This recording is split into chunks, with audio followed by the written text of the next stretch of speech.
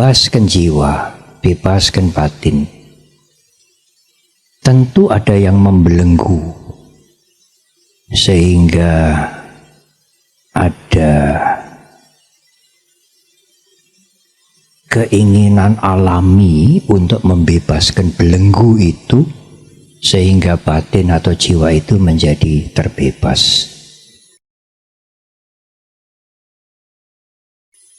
Lalu siapakah yang membelenggu itu dan seperti apakah belenggu itu? Yang membelenggu sebenarnya ya pikiran kita sendiri. Pikiran kita sendiri itu membelenggu mental kita sehingga mental kita itu tidak bebas. Yang membelenggu bukan unsur dari luar. Tadi Ida Sri Begawan mengatakan mengubah pikiran. Ya dengan kalimat yang lain, bebaskanlah pikiran itu dari belenggu yang dibuat oleh pikiran sendiri. Bukan datang dari luar, bukan. Dan pikiran itulah yang harus diubah supaya bisa bahagia dalam bekerja. Dan meskipun saya tidak bekerja, tetapi judul yang diberikan Dr. Lisa ini cukup baik. Bukan bekerja untuk mencapai bahagia, terbalik. Dengan bahagia itulah kita bekerja. Sebab kalau bekerja untuk mencari bahagia itu beban. Dan ukuran bahagia itu juga berubah-ubah. Sehingga mungkin sampai meninggal, kalau bekerja untuk bahagia, sampai meninggal merasa tidak bahagia. Amat berbeda dengan bahagia dalam bekerja.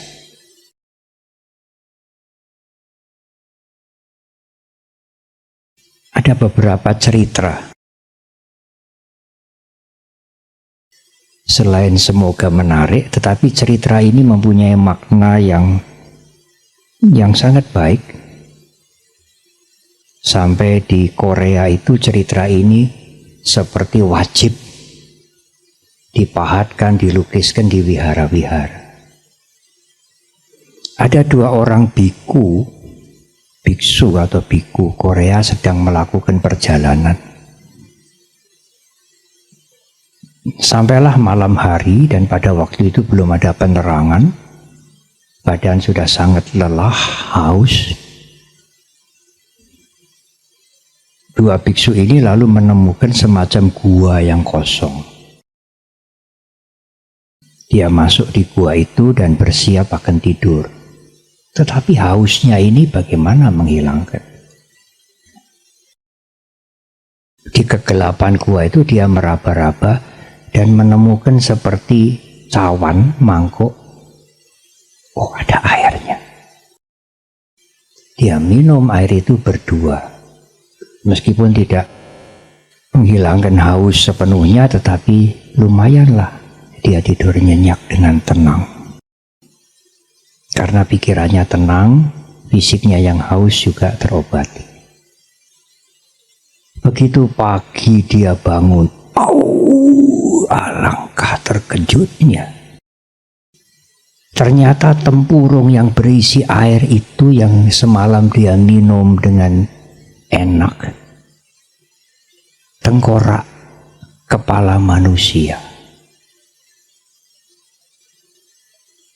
Kalau malam itu dia melihat, setelah meminum itu dia melihat bahwa tempurung itu adalah tengkorak kepala manusia, dia tidak bisa tidur.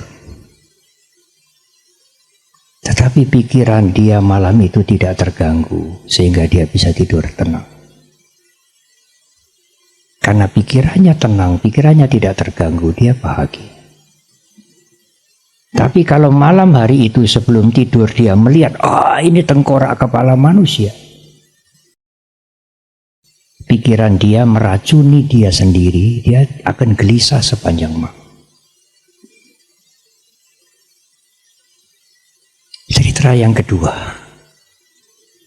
ada seorang ibu di Tibet mempunyai 2 anak laki-laki yang berdagang ke India. Setiap kali perjalanan, anaknya ini pulang setelah 2 minggu, kadang-kadang 1 bulan. Sang ibu berpesan, "Anakku, kalau kamu ke India tolong mencari. Ibu mau apa?" "Aku mau relik." Relik itu sisa jasmani. "Relik siapa, Ibu?" "Relik Buddha. Kalau bisa gigi Buddha." Ya, sekarang ini diyakini ada gigi Buddha yang disimpan di pagoda di Beijing 1, di Kandy di Sri Lanka 1. Yang konon pada waktu kremasi gigi itu tidak terbakar oleh api.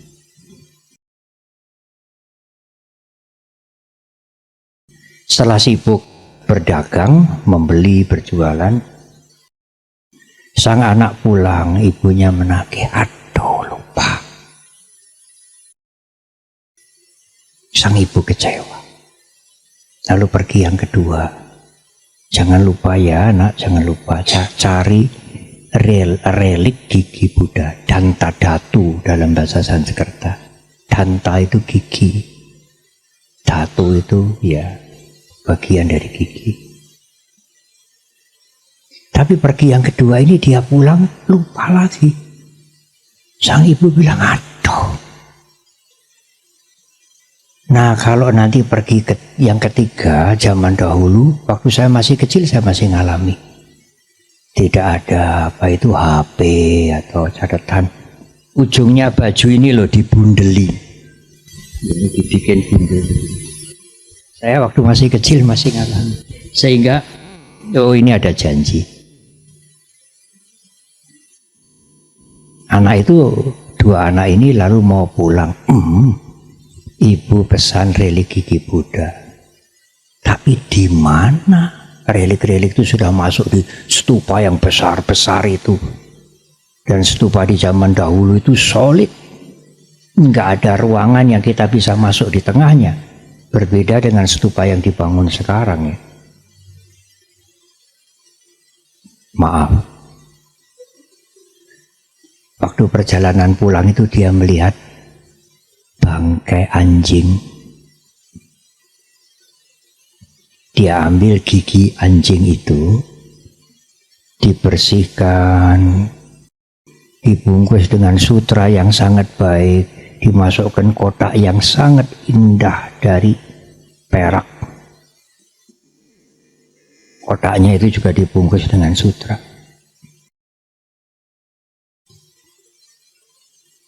Datang diberikan ibunya. Aduh, ibunya bahagia luar biasa. Relik yang diberikan oleh kedua anak laki-lakinya itu ditaruh di meja sembahyang. Tiap pagi sore dia sembahyang, bermeditasi. Sampai suatu ketika anaknya melihat ibunya ini waktu meditasi keluar sinarnya. Dia mencapai sesuatu yang sangat tinggi. Sang anak feel guilty, merasa menyesal. Suatu hari kedua anak itu memberanikan diri menghadap ibunya. Mohon maaf, mohon ampun, bahwa itu sebetulnya bukan relik Buddha, gigi Buddha. Itu saya pungut dari bangkai anjing di pinggir jalan. Apa kata ibu itu? Tidak soal nak, aku sudah mencapai kebebasan. Pada saat dia mencapai kebebasan, dia tidak memerlukan bantuan-bantuan itu, termasuk yang namanya relik suci. Konsep itu hanya dibuat oleh pikiran. Sang anak mengetahui atau memungut itu dari bangkai. Tapi konsep yang dipunyai, pikiran, pemikiran yang dipunyai oleh ibu itu gigi Buddha. Dan sarana itu membuat dia terbebas pikirannya dari semua mentally defilement, kotoran batin. Dan setelah pikirannya terbebas, dia tidak perlu itu lagi. ini benda suci, ini tidak benda suci, ini pusaka, ini bukan pusaka, itu juga hanya conceptual thoughts, konsep yang dibuat oleh pikiran kita sendiri. Dan kita itu dibelenggu oleh konsep-konsep itu.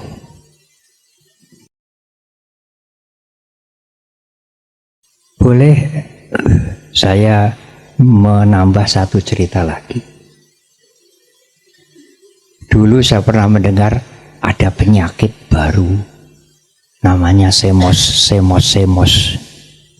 Senang melihat orang lain susah. Susah melihat orang lain senang.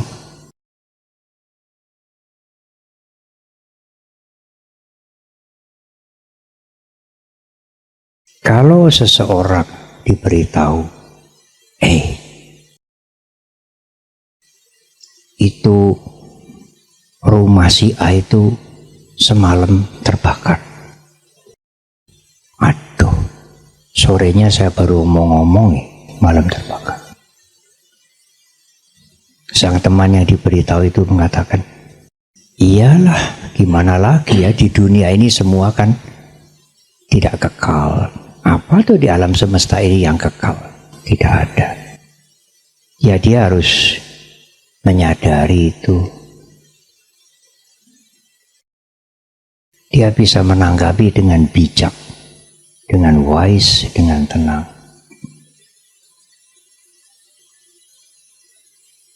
Tetapi suatu ketika kalau rumahnya dia sendiri terbakar, meskipun lebih sederhana, lebih kecil dari rumah temannya itu, bisakah dia bijak seperti itu?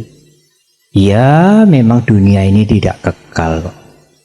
Rumahku terbakar, tidak bisa. Jadi yang membuat seseorang sedih, susah,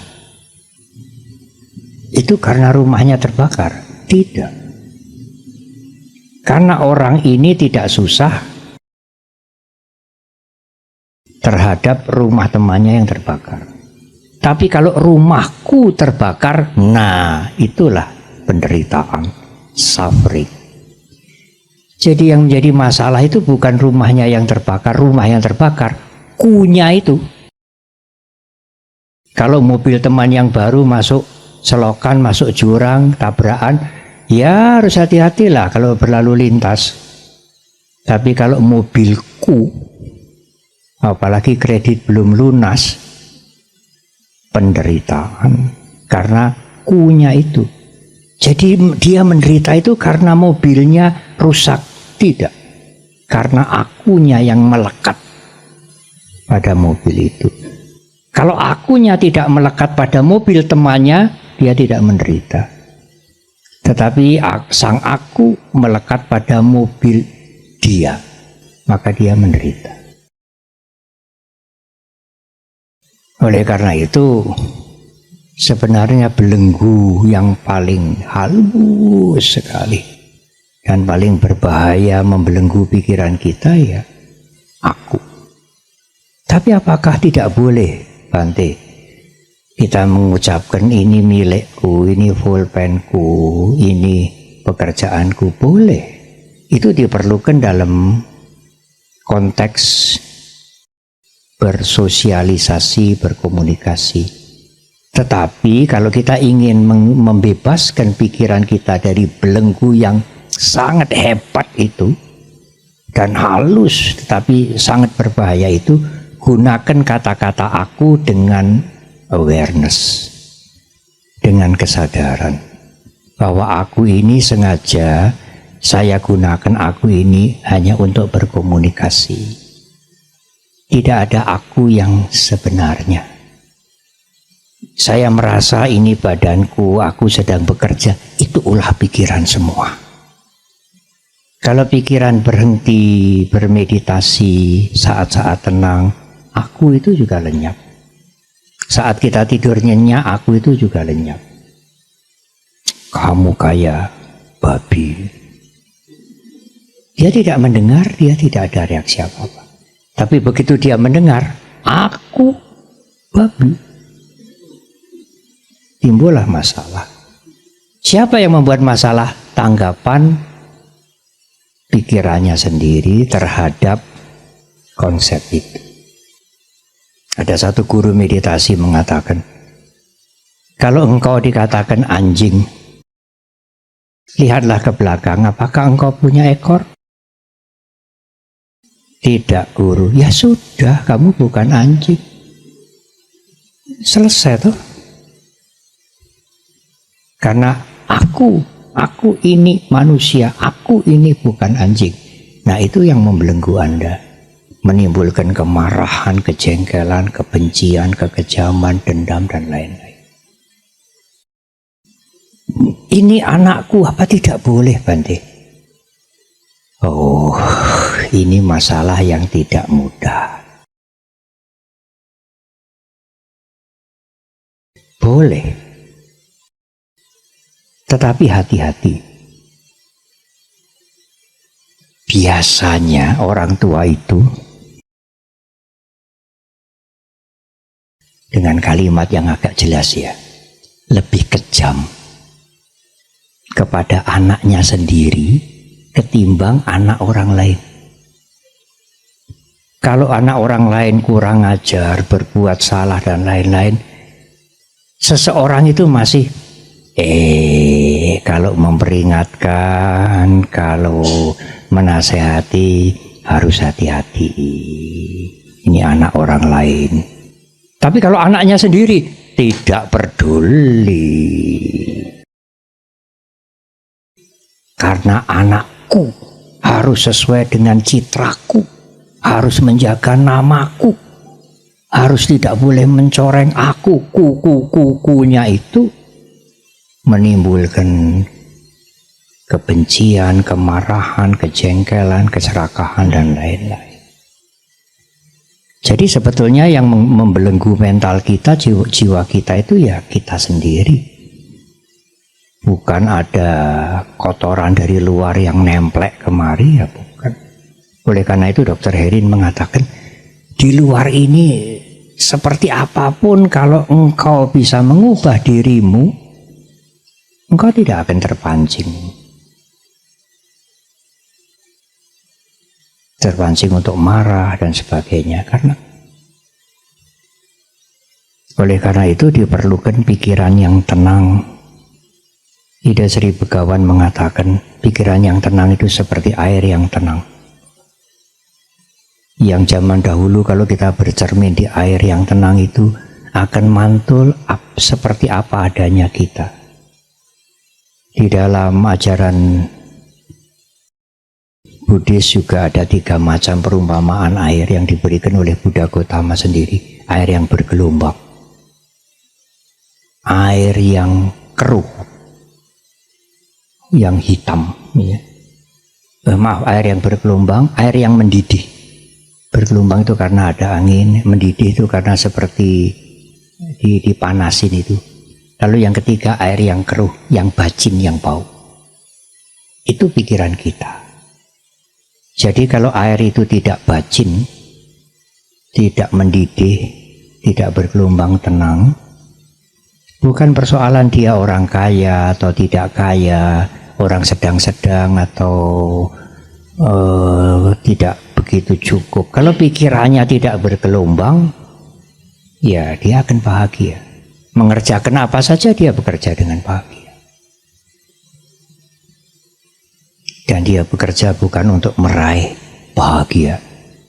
Justru dengan bahagia dia mengerjakan segala sesuatu, itu hasilnya jauh lebih secara fisik juga jauh lebih bermutu daripada orang yang bekerja untuk mencari itu gaji, apa itu bonus, dan apalagi bekerja untuk bahagia. Mungkin sampai meninggal dia kecewa, tidak pernah menemukan bahagia. Bahagialah dalam bekerja, bukan bekerja dengan dibebani untuk mencari bahagia.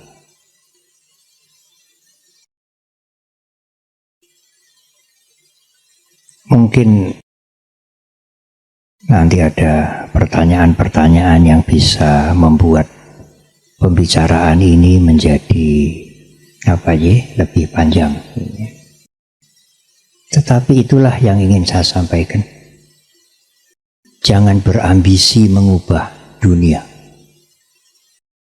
Ya tentu kita mempunyai tujuan-tujuan tertentu, membuat masyarakat menjadi lebih baik, lebih sederhana, lebih sejahtera. Tetapi suatu saat usaha-usaha itu mungkin dalam bahasa Jawa mentok, ya. Tidak bisa lagi. Pada saat itulah tiba waktunya kita harus mengubah diri kita. Kalau Anda tidak pernah punya latihan mengubah diri Anda penasaran terus. Ingin mengubah yang di luar terus. Padahal masalahnya itu ada pada pikiran kita. Izinkan saya menutup dengan satu cerita tambahan. Agak sederhana. Atau sederhana sekali. Dan mungkin sedikit kasar. Seekor anjing yang tidak pernah tenang. Dia berada di bawah meja ini gelisah. Pindah ke sudut sana gelisah. Pindah sudut situ gelisah. Keluar gelisah. Seolah-olah tidak ada tempat yang nyaman. Sebetulnya yang membuat anjing itu tidak nyaman bukan tempat-tempat ini. Karena di kepalanya ini ada koreng, dan korengnya itu ada bahasa Jawa singgat, ada belatungnya. Belatung yang ada di koreng anjing itu yang membuat anjing itu tidak tenang. Ya kemana-mana kalau belatungnya tidak dibuang ya dia tidak tenang. Kalau Anda tidak bisa memanage pikiran Anda, tidak bisa membebaskan pikiran Anda dari yang kasar, keserakahan, iri hati, kebencian, kemarahan, sampai yang paling halus, keakuan, kalau itu tidak dieliminasi, tidak dikurangi, ya nggak ada bedanya kehidupan ini yang kaya, yang sedang-sedang, yang pria, yang wanita, ya problem terus menerus, tidak pernah berhenti, tidak pernah tenang. Ya, maaf, terima kasih. Apa ini? Karena sebetulnya problem itu ya defilement itu, kotoran itu ya pikiran kita yang menciptakan sendiri. Matur nuwun, terima kasih.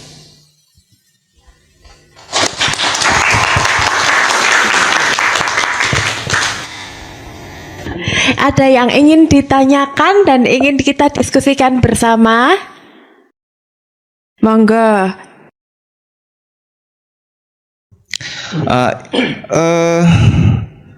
Saya jujur Bante berpegang pada prinsip Marxisme tentang relasi kerja gitu.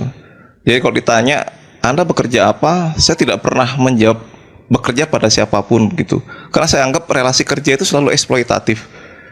Relasi kerja itu selalu mengalienasi subjek-subjek yang terhubung di dalamnya. Dan alienasi itu berkaitan dengan konsep diri.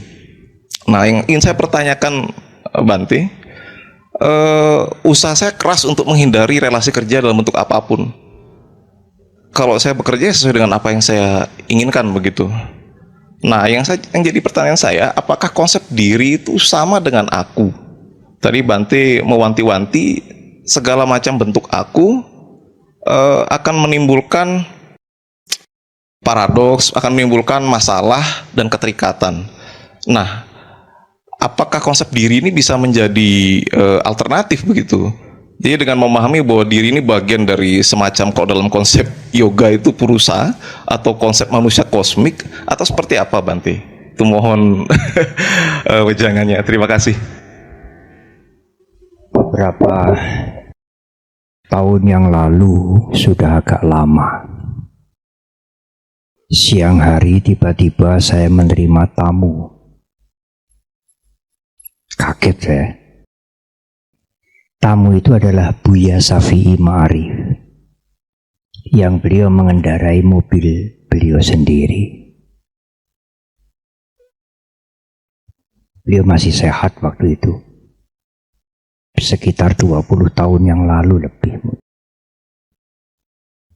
Waktu siang itu kami berbicara di ruang tamu seperti yang ide Sri Begawan dengan Dr. Lisa duduk itu.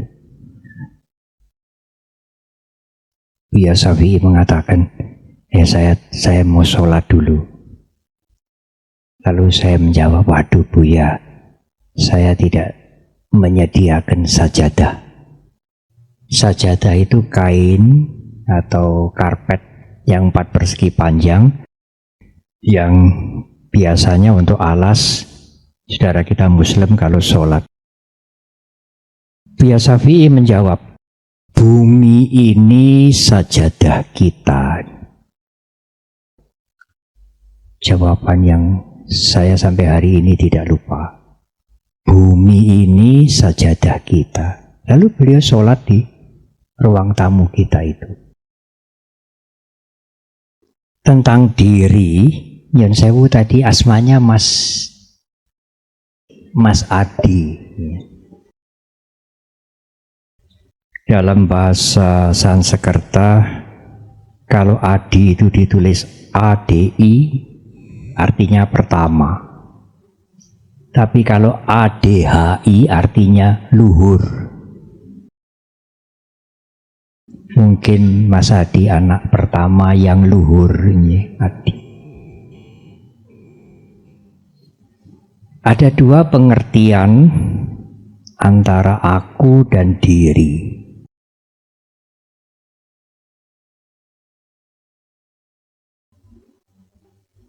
Yang pertama, dalam pandangan kami, kalau dilihat secara metafisis, filosofis, diri itu hanyalah perpaduan, tidak solid, tidak inti yang inherent, tidak berubah, tidak. Mengapa saya sebutkan metafisis? Karena berhubungan dengan yang non-fisik. Sebagai satu contoh yang mudah, kalau kita meninjau gedung ini secara filosofis, atau kereta, tadi Ida Sri Begawan menggunakan perumpamaan kereta, dan itu ada di dalam Buddhis. Hanya sekarang keretanya ada di Jogja ya, Andong. Di tempat lain ya sudah mobil ya. Bolehlah mobil juga boleh, atau kereta, atau rumah ini. Yang disebut diri, yang saya similarkan dengan rumah, itu sebetulnya hanyalah perpaduan.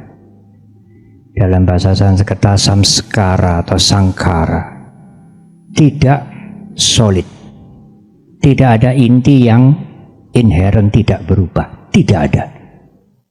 Anda tidak bisa menunjuk dengan jari Anda mana yang disebut rumah, lantai, dinding, atap, apalagi bagian yang kecil, kaca, kemudian kayu. Mana yang disebut inti dari rumah, yang bagi kita adalah diri? Tidak ada. Perpaduan, compounded, perpaduan dari unsur-unsur itu adalah rumah. Nah, pengertian itu sangat perlu sekali, supaya pengertian turunan dari pengertian adanya rumah yang solid, yang abadi, yang tidak berubah itu tidak memberikan turunan yang buruk. Bahwa rumah yang semula disebut ada solid, abadi itu ternyata hanya perpaduan, dan komponen-komponen ini tidak kekal semua. Demikian juga yang disebut diri itu ya seperti rumah ini.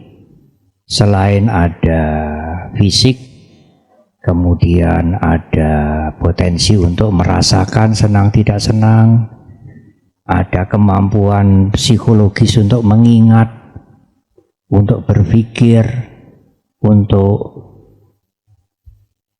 bermacam-macam aktivitas mental, consciousness yang semuanya berubah. Tidak ada yang solid, bukan solid, dan tidak ada inti yang inherent. Jadi diri itu konsep. Rumah ini konsep karena terbentuk dari bermacam-macam komponen. Rumah yang inti, yang utama, yang mana tidak ada. Nah, pengertian ini perlu supaya tidak menurunkan aku psikologis. Aku psikologis itu adalah ego, diriku, jasaku, pengorbananku,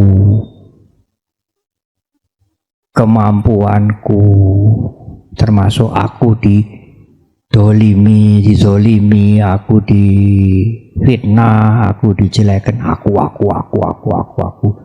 Padahal aku itu adalah bentukan pikiran secara psikologis yang menganggap secara filsafat diri itu ada, padahal tidak ada. Nah, kalau kita bisa mengubah cara berpikir kita, oh, diri itu tidak solid, tidak ada inti yang inherent, semua adalah compounded, perpaduan, maka otomatis aku, ego itu, ahangkara itu, arogansi, kesombongan itu otomatis menurun. Apanya yang mau diakukan? Itu kan hanya permainan pikiran saja. Dan pikiran itu kebiasaannya, ada psikolog lain yang menggunakan kalimat kecenderungan. Saya sering menggunakan kebiasaan habit. Habit pikiran itu selalu mengklaim itu. Aku berjasa, aku sudah membantu, aku sudah meditasi, aku sudah berkarya, aku sudah melakukan ini, aku dihina, aku dipojokkan, aku. Itu habit pikiran. Yang sesungguhnya ya hanya ulahnya pikiran aja. Tidak ada aku yang real. Karena kalau pikiran itu tidak bergerak, pikiran itu sementara diamnya karena meditasi atau karena asik bekerja atau karena tidur, aku tidak muncul. Aku dipojokkan, aku dihina, aku berjasa, aku lebih dari yang lain, aku sama dengan yang lain, ya tidak muncul. Konsep itu, the I notion itu tidak muncul. Karena memang I itu, ego itu ya produknya pikiran yang menganggap, mengapa pikiran bisa memproduksi aku? Karena pikiran menganggap diri ini ada dan solid, padahal itu hanya perpaduan. Mohon maaf kalau kalimat ini mungkin sulit ditangkap, tetapi saya yakin Mas Hadi mengerti dengan baik. Saya ingin menambahkan satu hal.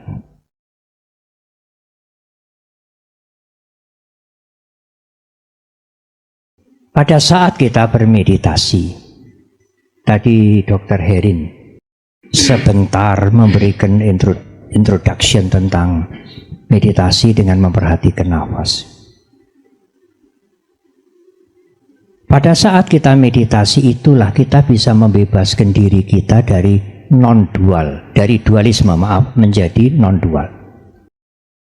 Dualisme itu pandai bodoh, baik buruk, suci kotor. Mengapa? Karena pada saat kita bermeditasi, meskipun objeknya itu nafas atau yang lain, kalau timbul pemikiran sesuatu, kesadaran itu akan pikiran muncul. Termasuk pikiran, aku ingin jadi orang baik, aku ingin jadi Buddha, aku ingin masuk nibbana, aku ingin mencapai pencerahan. Itu konsep pikiran semua. Yang kalau disadari ya hilang. Nah kalau tidak disadari itu yang membelenggu. Ingin menjadi Buddha, ingin mencapai pencerahan itu ya belenggu juga. Keinginan juga yang halus sekali. Nah kalau kita ingin membebaskan, mencapai kebebasan total meskipun hanya sesaat, ya itu disadari saja, tidak usah ditanggapi. Termasuk memori-memori, ingatan-ingatan yang lampau, perbuatan-perbuatan kita yang mungkin buruk, kotor, jorok, dan sebagainya. Kalau muncul ya hanya disadari aja. Supaya tidak membelenggu pikiran kita. Sekali lagi termasuk ingin masuk surga, ingin bebas dari penderitaan, ingin mencapai kesucian, ingin jadi Buddha, ingin mencapai pencerahan, itu ya konsep juga. Sadari saja, seperti awan-awan lewat. Ada awan yang hitam, awan yang putih, awan yang kekuning-kuningan. Kalau conceptual thoughts ini udah lewat secara teori ya, tetapi ini harus dialami, tidak hanya mendengar. Yang ada apa? Yang ada hanya langit yang biru, unlimited, tanpa batas. Tidak ada awan sedikit pun. Itulah kesadaran murni, tidak diganggu oleh konsep pikiran apapun, termasuk memikirkan Buddha, memikirkan dewa, memikirkan kesucian, pencerahan. Ya, maaf, ya termasuk memikirkan Tuhan, Bante. Ya, itu conceptual thoughts juga. Bukan yang sesungguhnya, itu produk pikiran juga. Itu juga harus disadari kemudian lewat. Nah kalau kesadaran itu murni, tidak diganggu oleh konsep-konsep apapun, itulah kebebasan meskipun hanya sesaat. Meskipun nanti muncul bermacam-macam pikiran lagi. Ya memori-memori, worry, takut hari depan, khawatir dan lain-lain. Karena apa? Karena karena sisa-sisa kotoran batin itu masih ada, belum habis.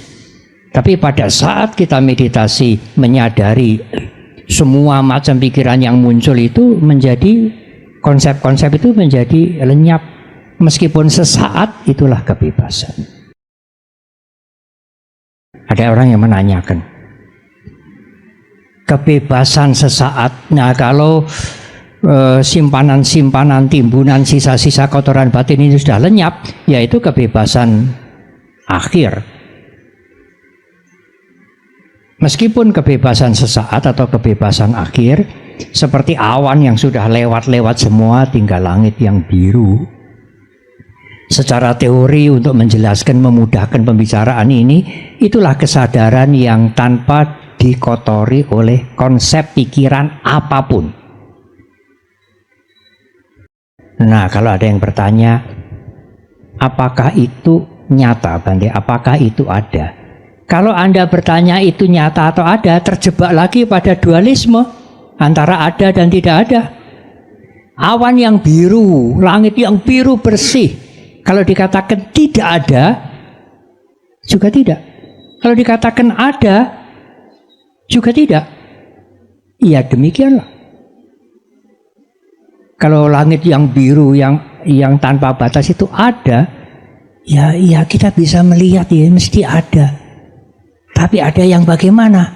Tidak ada. Tidak ada tetapi ada. Nah, Anda akan masuk lagi kepada dualisme. Antara ada tidak ada, baik buruk. Nah, meditasi membuang semua itu.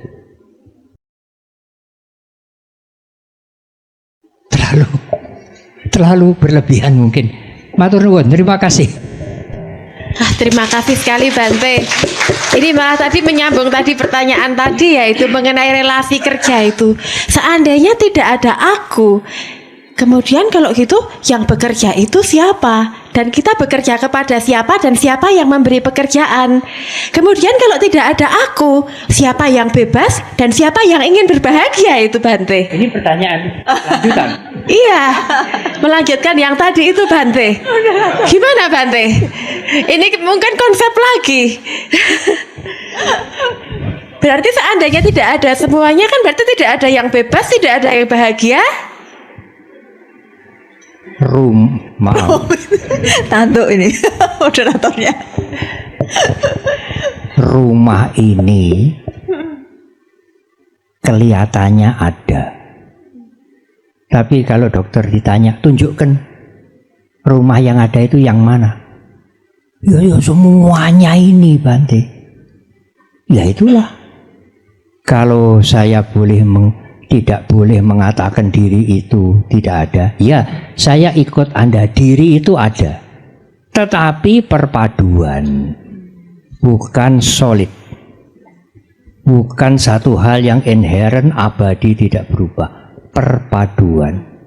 Kalau saya tidak boleh mengatakan rumah ini tidak ada, kalau Bante mengatakan rumah ini tidak ada, mungkin Bante sudah dianggap nggak waras loh. Ya, saya ikut Anda, rumah ini ada, tetapi rumah ini perpaduan dari banyak macam unsur, banyak sekali, apalagi kalau pakunya dihitung, catnya dihitung, segala macam ornamen dan semua faktor itu tidak kekal, berubah terus. Berubahnya itu bukan setiap jam berubah, setiap detik, lebih cepat dari detik ini mengalami perubahan terus. Lalu yang mana yang disebut rumah? Secara konsep ini disebut rumah, tetapi secara real tidak ada rumah. Pernah ada seorang guru meditasi Ajahn Chah, terkenal itu, terjemahnya kemana-mana. Ada seorang yang datang kepada beliau. Orang ini belum banyak mengerti Dharma. Iya, maunya ingin mencoba-coba juga. Umat ini tanya, Bante, siapakah Ajahn Chah? Saya, aku. Oh, masih ada aku toh. Tetapi pada saat yang bertanya itu mengerti Dhamma, Bante, sebetulnya siapa Ajahn Chah? Tidak ada Ajahn Chah. Itu hanya konseptual. Jadi menjawabnya harus lihat-lihat. Yang bertanya siapa? Ada ilustrasi yang menarik. Karena itu tadi Begawan mengatakan hati-hati dalam berbicara. Bukan hanya hati-hati dalam berbicara, kita berbicara kepada siapa? Di zaman masih Orde Lama dulu, ini cerita nyata ini. Para wartawan cerita pada saya. Para wartawan itu menulis, masyarakat Indonesia ini yang makmur, yang miskin itu, aduh paru-paru, yang miskin 50%. Wah, penguasa waktu itu marah. Oh, ini berdasarkan riset, ini ada datanya, ya ini harus dicabut, nggak bisa. Kami konsisten dengan data ini, kami tidak ngawur. Katanya lama itu, karena antara penguasa yang tidak ingin masyarakat dikatakan 50% masih miskin, disuruh nyabut, ganti. Akhirnya ada kompromi, kita ganti saja. Rakyat Indonesia ini sudah makmur 50%. Penguasanya senang sekali. Jadi saya tadi kompromi dengan Dokter Herin. Kalau saya diminta, Bante, aku itu ada, diri ini ada, yang bekerja, yang merasa sakit dan sebagainya, yang berkarya, rumah ini ada, kita bisa duduk tidak kehujanan. Ya Bu Dokter, saya ikut. Tetapi rumah ini adalah perpaduan dari banyak hal.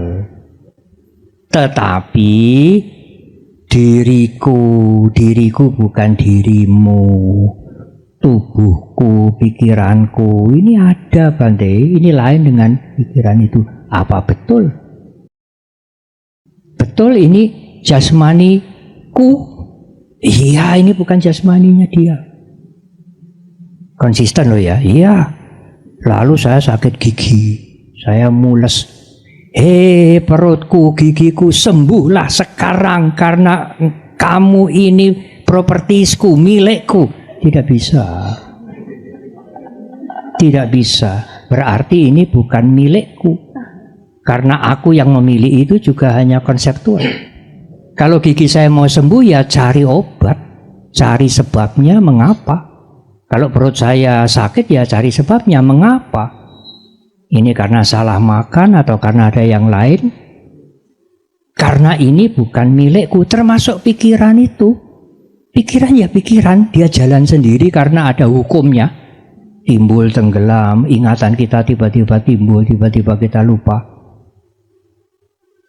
Ya yang dalam tanda petik ya, yang eksis itu ya, yang aktual itu ya pikiran itu yang selalu berubah-ubah. Pemilik pikiran tidak ada.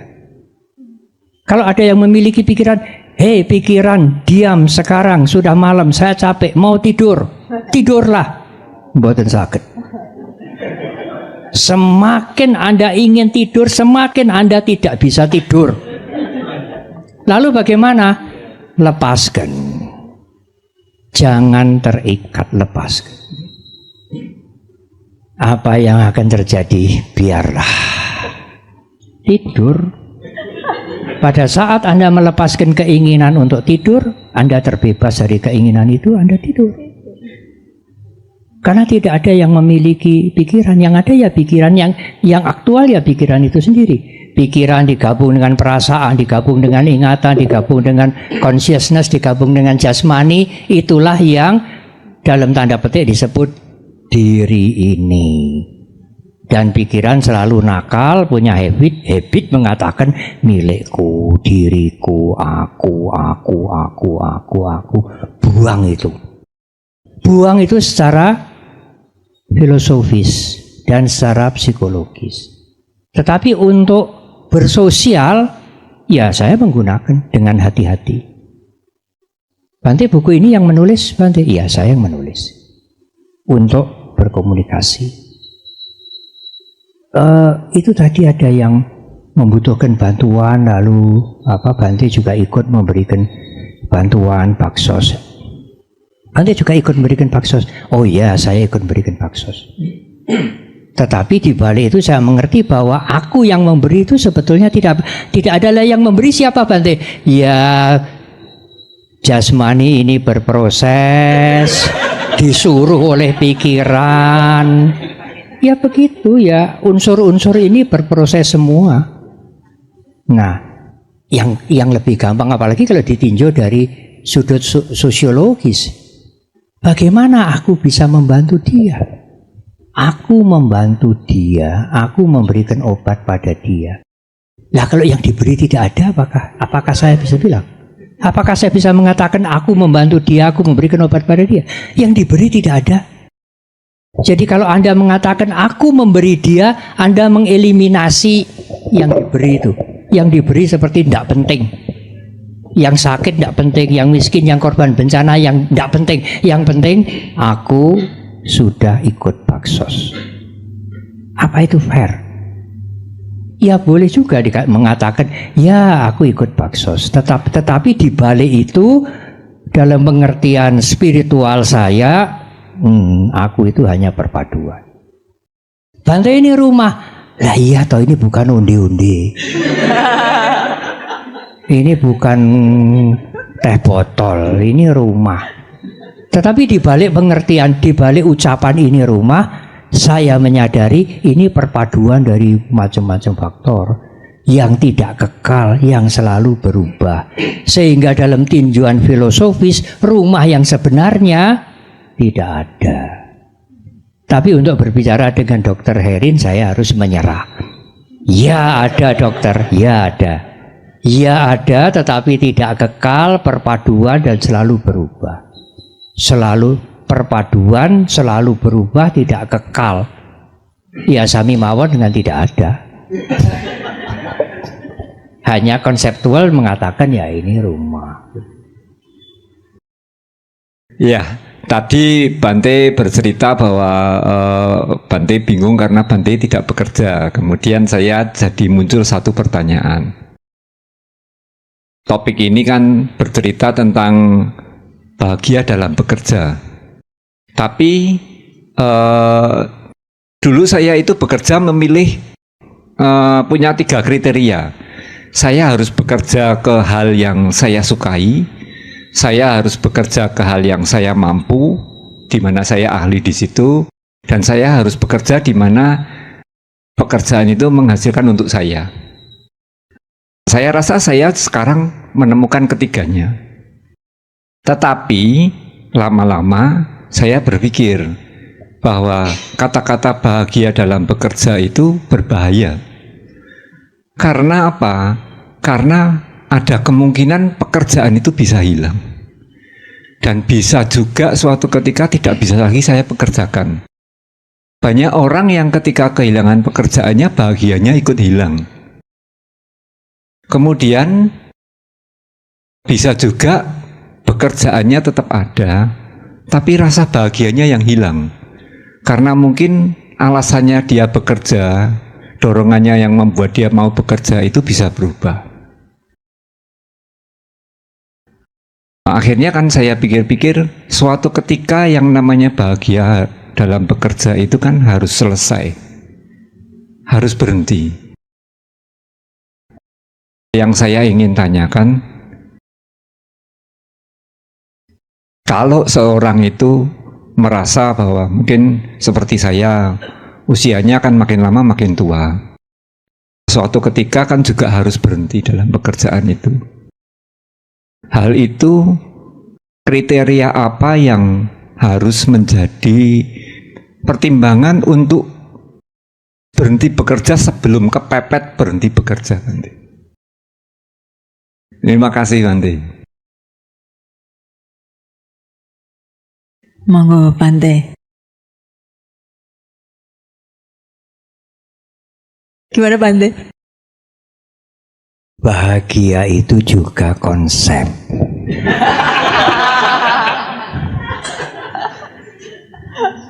Dan tiap-tiap orang punya konsep yang lain-lain. Kalau melakukan sesuatu yang baik, karena yang buruk itu menghancurkan orang lain, merugikan orang lain dan diri sendiri.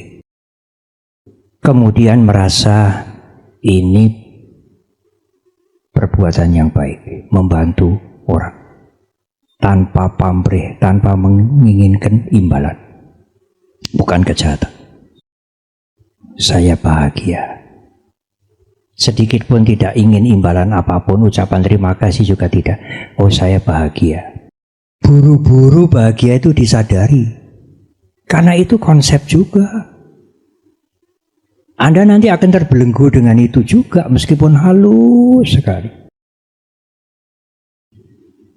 Ya kalau Anda bisa menolong mereka tanpa pamrih, tidak mengharapkan imbalan, terima kasih pun tidak, selesai itu merasa lega, lalu timbul rasa senang atau bahagia, disadari saja dengan awareness. Oh, seperti ini toh suasana batin. Ya sudah. Anda tidak akan terikat dengan konsep bahagia itu, sehingga nanti nek aku ndak bekerja lagi, rak bahagiaku hilang. Aduh, sederhana sekali. Sehingga bekerja itu menjadi sebab, penyebab dari bahagia. Kalau tidak bekerja tidak bahagia. Saya tidak bekerja. Bante merasa bahagia atau tidak bahagia? Mbuh. I don't care, saya tidak peduli itu. Saya melakukan yang baik untuk masyarakat tanpa mengharapkan apapun, ya termasuk pujian. Saya melakukan tugas-tugas saya dengan baik selesai. Kalau timbul kepuasan, ya kebahagiaan, kesenangan, kepuasan, meskipun tidak selalu, semaksimal mungkin saya sadari, oh ini gejala mental. Kepuasan, rasa senang timbul. Supaya saya juga terbebas dari itu. Tidak ada lagi masalah.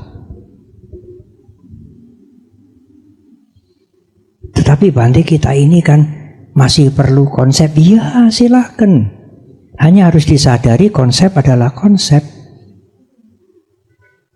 bukan aktual. Tapi pertanyaan tidak tambah lagi lah. Ini sudah jam 6 toh? Sudah 5:30 Bante. Tapi kita tadi mulai sebelum jam 4. Begini. Apakah konsep itu, apakah Bante anti konsep? Tidak, saya tidak anti konsep. Hanya harus disadari bahwa konsep itu bukan aktual, bukan real. Seperti rumah ini. Saya tetap mengatakan ini rumah. Ini bukan jajanan. Tetapi just konsep. Nah, demikian juga di dalam meditasi ada meditasi cinta kasih. Mendoakan kepada teman kita, saudara kita, berdoa kepada siapa sajalah, kepada Tuhan, kepada para dewa, kepada Triratna, kepada Bodhisattva. Itu sebetulnya kan konsep pikiran kita yang membentuk pikiran menjadi baik. Jangan semos-semos itu, semos-semos, senang melihat orang susah, susah melihat orang senang. Ya, doa-doa itu kan menjauhkan dari konsep yang negatif itu. Tetapi meskipun itu positif, itu tetap konsep.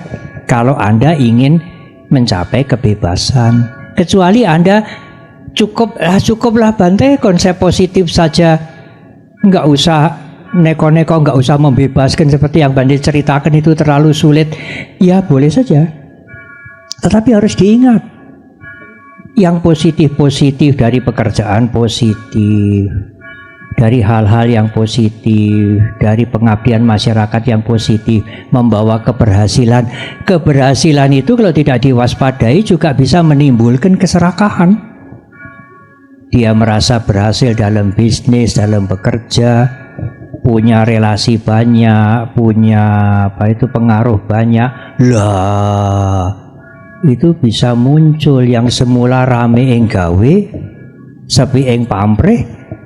Setelah dia berhasil, dia maju, dia banyak fasilitas, lama-lama ya rame ing gawe, tapi juga rame ing pamrih, ing tembe mburine. Karena apa? Karena tidak ada kesadaran, awareness itu, kesadaran itu yang menjadi polisi untuk dia sendiri, yang menjagai. Ya, yang menjaga itu bukan dari luar ya. Kesadaran kita inilah yang menjagai kita sendiri. Karena kalau kita melakukan hal-hal yang buruk, teman kita, saudara kita menasihati kita, bisa-bisa kita naik darah. Apalagi kalau kita sedang di dalam puncak keberhasilan, maka kesadaran sendiri itu akan menjagai kita. Untuk tidak itu, melek gendong lali. Nah, sudah berhasil sukses, kemudian lah pamrihnya muncul ing tembe mburine. Ya pirsa nggih ing tembe mburine. Jadi awalnya itu ya bekerja rajin tanpa pamrih, ya sepi ing pamrih. Lama-lama ya bekerjanya rajin ya masih, tapi pamrihnya besar banget. Karena apa ya? Karena pikirannya tidak diwaspadai, keserakahannya itu muncul. Nah, saya ingin menutup satu cara ini konseptual juga. Bukan membebaskan seperti yang tadi disampaikan. Meditasi cinta kasih, ya, semoga semua makhluk berbahagia, doa-doa kepada siapapun itu juga konseptual semua. Nah, ada satu guru besar yang pernah berguru di Sriwijaya. Zaman Sriwijaya itu beliau berguru 12 tahun, Atisa, yang kemudian setelah pulang ke India diundang ke Tibet untuk mengajar agama Buddha di Tibet 13 tahun sampai beliau meninggal di Tibet. Nah, Atisa itu mempunyai teknik meditasi konseptual, bukan nafas, yang sangat baik. Itu termasuk untuk menghancurkan aku psikologis, ego. Jadi biasa saya mendengar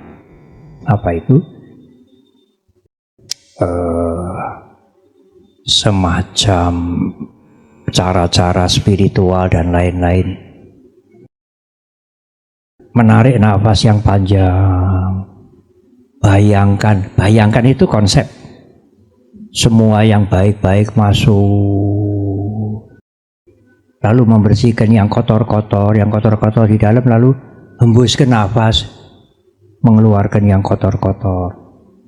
Atisa membalik. Kenapa kita selalu memberi yang kotor-kotor terus kepada dunia ini? Menghisap nafas, menarik nafas. Semua yang buruk-buruk, penyakit, kemalangan, semua kejahatan yang buruk-buruk, hisap semua. Bisa Anda begitu? Nanti akunya berontak. Aduh, kalau aku jadi buruk, aku jadi jahat, aku jadi sengsara, bagaimana? Semua penderitaan di alam semesta ini yang buruk-buruk, hisap semua. Itu untuk menghancurkan aku psikologis. Di dalam ini dengan wisdom, dengan prajna kita mengerti semua perpaduan tidak solid. Yang buruk-buruk, yang jelek-jelek, yang kotor-kotor itu di dalam ini ditransform menjadi bersih. Hembuskan nafas. Berikan yang bersih kepada alam semesta. Itu konseptual, tapi konseptual yang sangat baik untuk menghancurkan keakuan. Kalau orang baru latihan, apalagi menengok orang sakit di rumah sakit, ya sakit berat, hisaplah semua penyakit dia, kemalangan dia. Waduh. Nanti kalau saya berganti sakit di ruangan ini, di ICU, bagaimana? Sungguh-sungguh, tidak ragu-ragu. Yang buruk-buruk, yang sakit-sakit itu bertemu dengan wisdom, bertemu dengan kasih sayang, diolah menjadi bersih, lalu hembuskan nafas. Berikan yang baik, yang murni, yang bersih, yang segar untuk dunia ini. Coba saja untuk menghancurkan ego itu, keakuan. Terima kasih.